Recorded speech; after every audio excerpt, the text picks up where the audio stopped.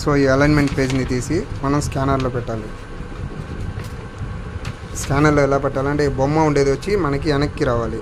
ఈ బొమ్మ ఉండేది వెనక్కి ఇలా ఇన్సర్ట్ చేయాలి. మనం ఇలా పెట్టిన తర్వాత క్లోజ్ చేయండి. నెక్స్ట్ ఇక్కడ మనకి ఇండికేషన్ చూపిస్తుంది అలైన్మెంట్ కోసం. సో ఆ బటన్ని ప్రెస్ చేయండి. ప్రెస్ చేసిన తర్వాత అలైన్మెంట్ అనేది మనకి స్టార్ట్ అయినట్టు.